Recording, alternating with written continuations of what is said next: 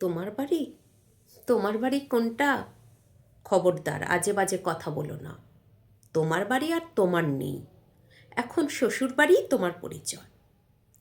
শাশুড়ি মায়ের মুখ থেকে কথাটা যতবার শুনি একটা বিচ্ছিরি রকম অসহ্য আর খারাপ লাগে, কিন্তু হাসি মুখে সব সহ্য করতে হয়।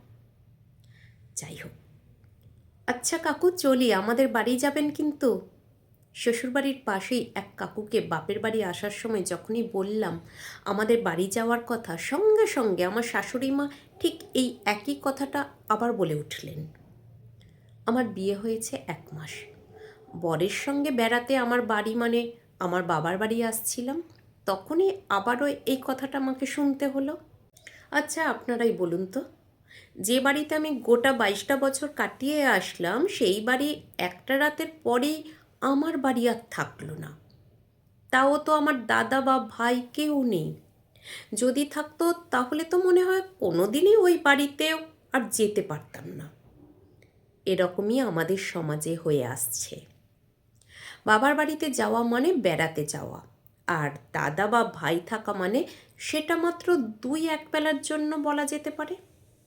অবশ্য সবাই একরকম হয় না, কিন্তু আপাত দৃষ্টিতে দেখতে গেলে যত ভালোই হোক না কেন, যখনই আপনার দাদা বা ভাই যখনই বিয়ে করবে তারপরেই আপনি খেলাটা বুঝতে পারবেন। আর তারপর বোনের শ্বশুরবাড়ি যদি গরিব হয় তাহলে তো বোনকে অনেক দাদা চিনতেই পারে না।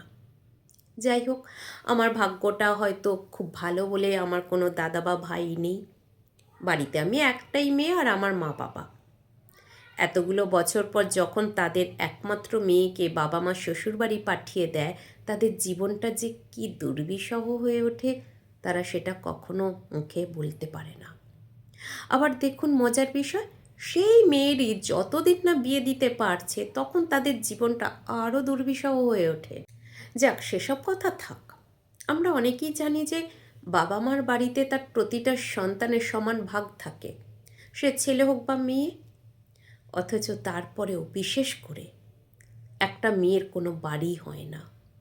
যখনই শ্বশুরবাড়ি চলে গেল, ওই একটা রাত, বিয়ের রাতটা পেরোলেই শ্বশুরবাড়ি নাকি তার নিজের বাড়ি। আর এতদিন যে বাড়িতে কাটালো, বাপের বাড়ি, তার বাড়িই নয়। সেই মেয়েটার কাউকে বলার অধিকার থাকে না যে আমার বাড়িতে বেড়াতে যাবেন। এমনিতেই শ্বশুর বাড়ি, বাপের বাড়ি, সর্বোপরি স্বামীর বাড়ি, এই পর্যন্তই মেয়েদের পরিচয় সমাজের কাছে। কখনো কোনো মেয়ে বলতে পারে না যে আমার বাড়ি। তাও বা যদি কেউ বলে ফেলে স্বভাববশত যে আমাদের বাড়ি যাবেন, তাহলে তাকে এরকমভাবে কটাক্ষ করা হয় যে মনে হয় পৃথিবীতে তার কোনো বাড়ি নেই, কোনো অস্তিত্বই নেই। শাশুড়ির আর কি দোষ বলো? যখন ছোট ছিলাম কোনো কিছু হলেই মা বলতেন, এই বাড়িতে এসব চলবে না, যা করার দরকার শ্বশুর বাড়িতে গিয়ে করিস। একটা ছেলেকে কিন্তু কখনো এরকম বলা হয় না। ধরুন আমার যে বর, সে তো আমার শ্বশুরের নামের জায়গায়, শ্বশুরের নামের বাড়ি সেখানেই থাকে, কিন্তু তাকে কখনো শুনতে হয় না যে তোর বাবার বাড়ি। সে কিন্তু নির্দ্বিধায় বলতে পারে এটা আমার বাড়ি। আমি যদি ছেলে হতাম আমি বলতে পারতাম এটা আমার বাড়ি। জানি না কেন মেয়েদের সাথে এরকম হয়। অনেকে বলে এই জন্যই মেয়েদের স্বাবলম্বী হতে হয় আর নিজের নামে জায়গা কিনে বাড়ি করে নিতে হয়। হ্যাঁ, আমি সেটাকেও সাপোর্ট করি, কিন্তু এ যুগে দাঁড়িয়ে একটা মেয়ে সম্পূর্ণ খালি হাত পায়ে নিজে ইনকাম করে জায়গা কিনে বাড়ি করে নেওয়াটা কতটা চ্যালেঞ্জিং বলুন তো। সবার মধ্যে ট্যালেন্ট বা কাজ করার ক্ষমতা থাকলেও ছোটোখাটো চাকরি বা ব্যবসা করে নিজের জায়গা কিনে বাড়ি করাটা যে সে ব্যাপার নয়। মুখে বলা যতটা সহজ, কিন্তু অত ইনকাম হঠাৎ করে কেউ করতে পারে না। কিছুজন পারে, সেই সংখ্যা খুব কম। আচ্ছা একটা কথা বলুন, একটা ছেলে যখন নিজের পায়ে দাঁড়ায়, স্বাবলম্বী হয়, বাড়ি করে, তারা তো তাদের বাবার জায়গাতেই বাড়ি করে, তাই না?